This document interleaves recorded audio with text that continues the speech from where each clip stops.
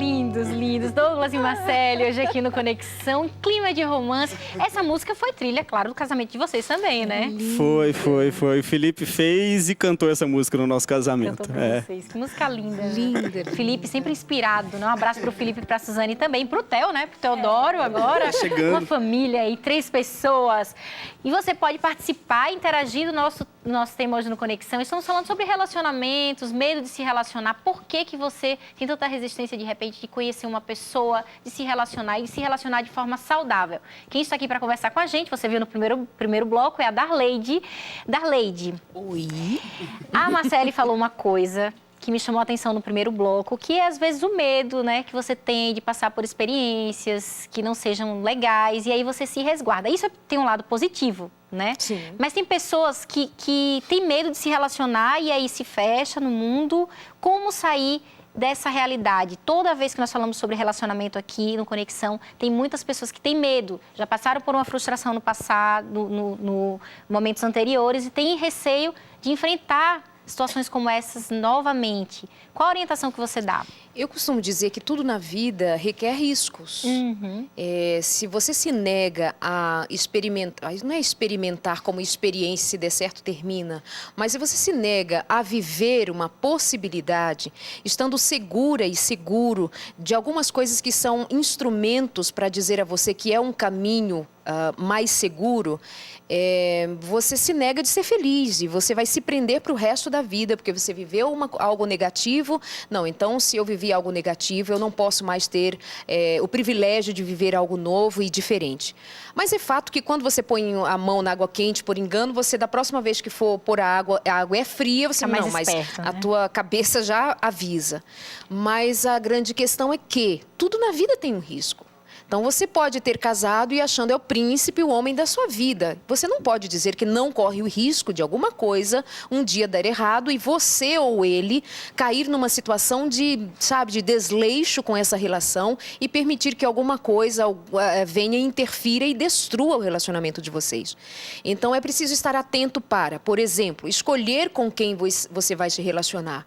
Se você foi frustrado antes, qual é o elemento chave que alguém precisa oferecer a você para que você tenha, então, uma abertura de se permitir viver esse novo relacionamento? É quando este outro vai dar a você o mínimo de segurança para suprir a tua expectativa, que foi ferida.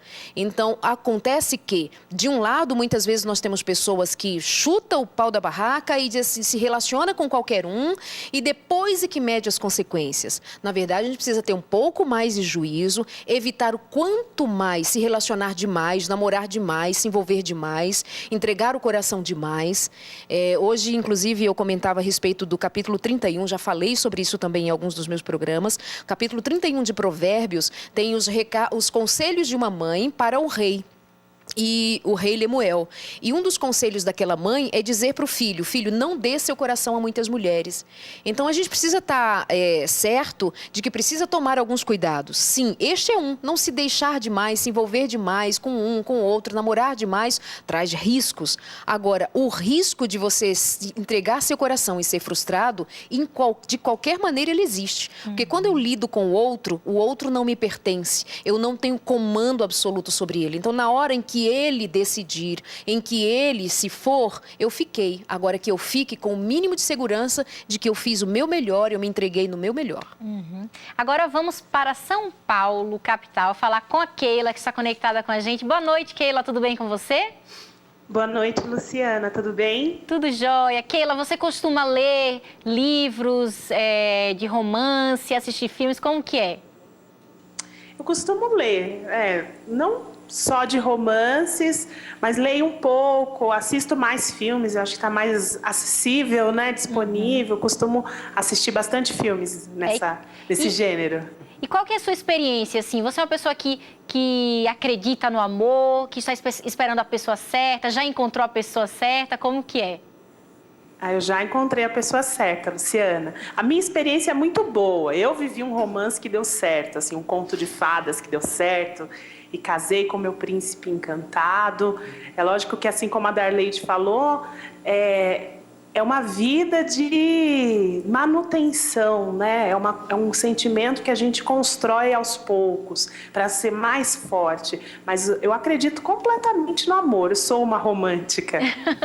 E você tem uma pergunta para a Darleide essa noite, Keila? Eu tenho uma pergunta sim, Darleide, é o seguinte, eu vejo assim, eu gosto de ler alguns romances, gosto de ver os filmes, mas eu percebo que tanto a literatura quanto os filmes, às vezes, dão uma expectativa, especialmente para as mulheres, de que o romance vai ser aquilo que vai completar tudo na vida delas. E eu queria que você falasse um pouco a respeito disso, né? Porque a realidade é diferente. E parece que é uma cultura familiar, né? A gente foi criada para isso, né? Você vai casar... nós somos criadas para esperar alguém que vai vir num cavalo branco e vai dizer sempre as palavras certas, certas na nosso modo de ver, né? É pergunta excelente. E, inclusive, em todos esses contos de fadas, por exemplo, fazendo alusão à maneira como você se referiu, claro, só fazendo alusão, né? Claro. Nós muitas vezes vamos ver nos contos de fada, é o príncipe que vem buscá-la, é ela que está em perigo, é ela que... Então, assim, ela é sempre frágilzinho e ele é que o forte vem. Essa é a expectativa de quase toda mulher, de que tem esse homem que vem e conquista. Olha que coisa bonita, assim, o Douglas, não desisto de você, eu tô 6 meses investindo em você. Esse é o homem. Mas assim... Da segurança, né? Ele tem certeza do que tá falando. Então, é uma só coisa... que não são só esses momentos, né? Exatamente. Eu falei isso, assim, era uma coisa que eu tava sentindo, beleza, ela ficou muito feliz. Mas várias vezes eu já deixei ela chateada, entendeu? Sim, alguma coisa que eu fiz, eu já deixei ela exato. chateada. Então, assim, essa é a realidade. não é só isso. Exatamente. Entendeu? Perfeito. Então, por isso que nós temos... A orientação básica é, por favor, não baseie seus relacionamentos reais naquilo que você vê em cenas, filmes, contos, romances. Ele dilui muito a verdade. E quando dilui muito a verdade, você, mesmo sendo uma pessoa romântica, eu acho que você está certíssima, a mulher principalmente, mas o homem, enfim, os dois, não podem perder as nuances do romantismo, do galanteio, da coisa boa, do olho, no eu te amo. Isso não pode faltar no dia a dia, na realidade. Né? No dia a dia não dá para ter dessa maneira, mas não pode faltar. Contudo, que tenha juízo e pé no chão. A minha orientação geral é: assista menos filme, leia menos romance, vá para a vida real, pergunta a história da sua avó, da sua mãe, como foi a vida delas, preste atenção e se instrua sobre como ser a pessoa ideal para outra, em você ser alguém que possa oferecer para o outro recursos para fazê-la feliz. De outro modo, é uma grande ilusão achar que o romance se dá todos os dias, 24 horas por dia, e não acontece. E aí, Keila? É verdade. Pergunta Perfeito. Respondida? Super respondida. Obrigada, viu, Darleide? Um beijo. Você está casada há quanto tempo, linda? Você Oi? está casada há quanto tempo? Eu estou casada há 5 anos. Estou indo para o 6º ano de casamento. Maravilha. Um beijo para Graças a vocês. Obrigada. Olha, deixa eu aproveitar e mandar um beijo para os meus amigos do 3º B e para minha família e, lógico, para o meu amor, o Flávio Miller. Obrigada, viu, gente? Muito Beijão. bem. Obrigada, Keila, por sua participação. Agora, Darleide, a Keila no início citou uma coisa que me chamou a atenção, que às vezes existe na cultura familiar mesmo, de que a mulher, não, você vai estudar e logo, logo você vai arrumar uma pessoa e você vai se casar.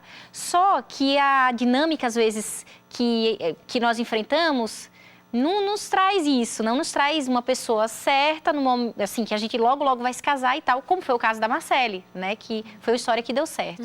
Como administrar essa situação também? Porque você acaba se tornando frustrada, porque você cresceu ouvindo sua mãe falando, você vai crescer e, ali 20 e poucos anos, você vai arrumar uma pessoa e você vai se casar e tal. Você foi criada com esse pensamento, né?